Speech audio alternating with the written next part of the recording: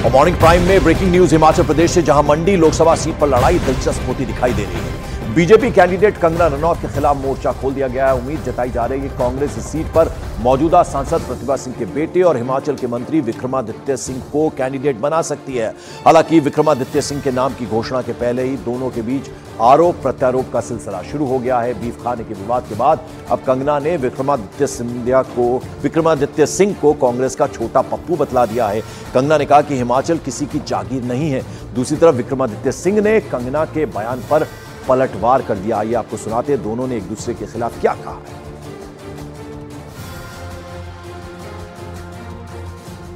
एक बड़ा पप्पू है दिल्ली में, लेकिन हमारे यहाँ पे भी एक छोटा पप्पू है। वो कहता है कि मैं गौ मांस खाती हूँ और उसके पास एक वीडियो है, तो वो वीडियो दिखाता क्यों नहीं है? उसके पास कोई तो इस चीज का प्रमाण होगा कि उसने मुझे गौ मांस खाते हुए कहां देखा। कोई रेस्टोरेंट का बिल होगा, कोई फोटो होगा, कोई इंटरव्यू होगा। झूठा और एक नंबर का पलटूबाज है ये छोटा पप्पू। लेकिन आप इससे उम्मीद ही क्या कर सकते हैं जब इसका सीनियर बड़ा पप्पू कहता है कि हमें शक्ति का विनाश कर देना है। जो भी हिंदू धर्म की जो शक्ति है, देवी शक्ति जो है, उसका विनाश कर देंगे। तो जब बड़ा पप्पू ऐसे बातें करता है तो छोटे पप्पू से क्या उम्मीद की जा सकती है? जिस तरीके की भाषा शैली का प्रयोग उन्होंने किया है, शब्दावली का प्रयोग उन्होंने किया है, खास करके हमारे लिए, कांग्रेस पार्टी के लिए, हिमाचल प्रदेश के लिए, उसके लिए मैं उनको कोटि कोटि उनका नमन करता हूं। आज तक इस तरीके की भाषा शैली का प्रयोग हिमाचल जैसी पवित्र देवभूमि में नहीं हुआ होगा। खैर, मैं ये कहना चाहता हूं कि वो जिस मनाली के मंच पर थी, अगर उन्होंने इस शब्दावली के बजाय अगर मनाली के मुद्दों की बात करी होती। आपको याद है कि कुछ ही दिनों पहले, कुछ ही महीनों पहले सदी की सबसे बड़ी आपदा मनाली में आई, हिमाचल में आई, मंडी में आई, और आप कहती हैं कि मेरा घर मनाली के अंदर है, मैं मनाली वासी हूं। मगर क्या आप आपदा के समय में एक दिन भी मनाली में गई?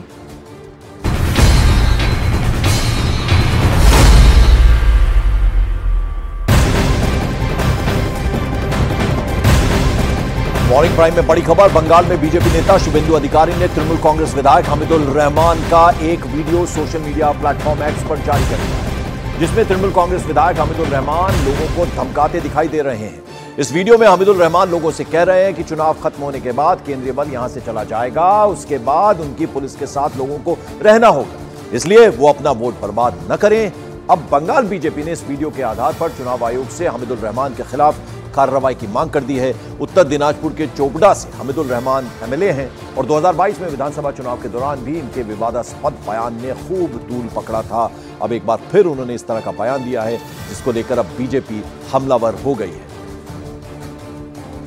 सेंट्रल गवर्नमेंटेर फोर्स 26 तारीख पर्यন্ত থাকবে, তারপরে আমাদের এই ফোর্সের সঙ্গে থাকতে হবে। মূল্যবান ভোটগুলো নষ্ট করবেন না, বাদরামি করবেন না। 26 তারিখে সেন্ট্রাল বাহিনী চলে যাবে, তারপরে আমাদের এই সেন্ট্রাল বাহিনীরা থাকবে। তখন অভিযোগ করবেন না যে আমার কি হলো, আমার এটা হলো। बीजेपी नेता शुभेंदु अधिकारी ने तृणमूल कांग्रेस विधायक हमीदुल रहमान का वीडियो पोस्ट करते हुए सोशल मीडिया प्लेटफॉर्म एक्स पर लिखा, चोपड़ा से टीएमसी विधायक हमीदुल रहमान अपने खिलाफ दर्ज आपराधिक मामलों के लिए जाने जाते हैं। यहां उन्हें वोटरों और विपक्षी पार्टी के कार्यकर्ताओं को धमकाते हुए देखा जा सकता है। उनका आदेश साफ है, एक बार चुनाव खत्म हो जाने के बाद केंद्रीय बल चले जाएंगे और एकमात्र बल जो रहेगा वो उनका यानी तृणमूल कांग्रेस का है। मतदाता और विपक्षी पार्टी के कार्यकर्ताओं को उनसे निपटना होगा।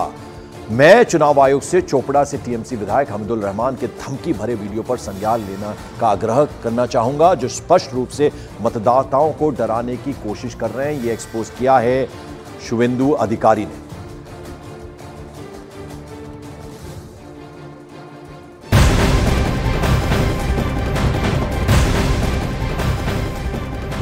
मॉर्निंग प्राइम में अगली खबर भी पश्चिम बंगाल से। बीजेपी नेता दिलीप घोष ने मुख्यमंत्री ममता बनर्जी पर बड़ा हमला बोला।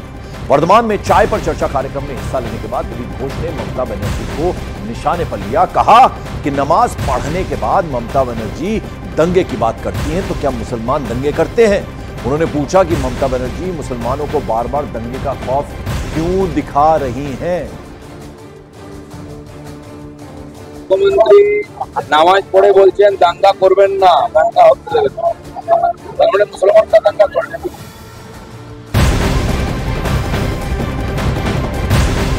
और इस बीच पश्चिम बंगाल की मुख्यमंत्री ममता बनर्जी को गुरुवार को जलपाईगुड़ी में एक अजीब हालात का सामना करना पड़ा। ममता बनर्जी के काफिले के सामने जय श्री राम के नारे लग गए। जैसे ही उनका काफिला चलसा इलाके पहुंचा, वहां जो बीजेपी कार्यकर्ता मौजूद थे उन्होंने जय श्री राम के नारे लगाने शुरू कर दिए। हालांकि इस घटना पर ममता बनर्जी ने न कोई प्रतिक्रिया दी, न किसी तरह का उनकी तरफ से कोई रिएक्शन आया। चालसा इलाके में बीजेपी कैंडिडेट के समर्थन में बीजेपी की रोड मीटिंग चल रही थी, तो इसी दौरान वहां से मुख्यमंत्री का कॉन्वॉय गुजरा, काफिला गुजरा। बीजेपी कार्यकर्ता वहां मौजूद थे, उन्होंने जय श्री राम के नारे लगाने शुरू कर दिए। सीएम का काफिला वहां पर कुछ सेकंड्स के लिए रुका, लेकिन ममता बनर्जी ने कुछ नहीं कहा, किसी तरह से रिएक्ट नहीं किया। वो वहां से उनका काफिला गुजर गया। जलपाईगुड़ी का यह मामला है, जहां जय श्री राम के नारे बीजेपी कार्यकर्ताओं ने ममता बनर्जी के सामने लगाने शुरू कर दिए।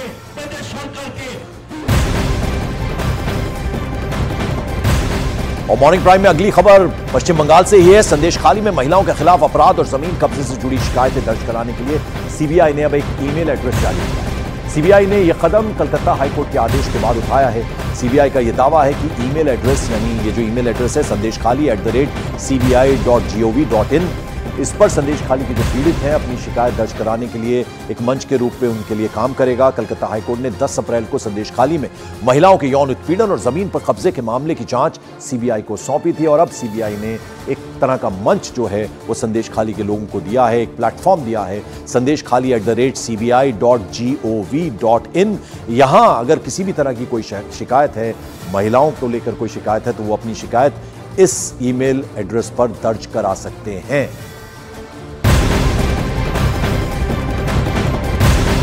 और मॉर्निंग प्राइम में अब खबर हैदराबाद से। हैदराबाद में एआईएमआईएम के बीच और कांग्रेस के बीच समझौता हो गया है। कांग्रेस पार्टी ने हैदराबाद में अपना कैंडिडेट न उतारने का फैसला कर लिया। इसका दावा कांग्रेस नेता मोहम्मद फिरोज ने किया। हैदराबाद लोकसभा सीट से असदुद्दीन ओवैसी चुनाव लड़ रहे हैं और इस सीट से कांग्रेस पार्टी कैंडिडेट नहीं उतारेगी। बीजेपी ने ओवैसी के खिलाफ माधवी लता को टिकट दिया है, लेकिन यहां एक तरह का समझौता कांग्रेस और एआईएमआईएम के बीच हो गया। असदुद्दीन के खिलाफ किसी भी कैंडिडेट को कांग्रेस नहीं उतारेगी।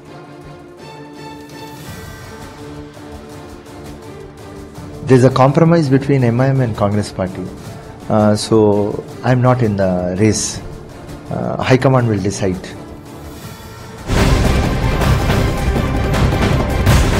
तो हैदराबाद में कांग्रेस और ओवैसी के बीच हुए समझौते पर बीजेपी ने निशाना साधा। केंद्रीय मंत्री जी किशन रेड्डी ने कहा कि एआईएमआईएम, कांग्रेस और बीआरएस तीनों मिले हुए हैं और ये हिंदुओं के खिलाफ काम करते हैं।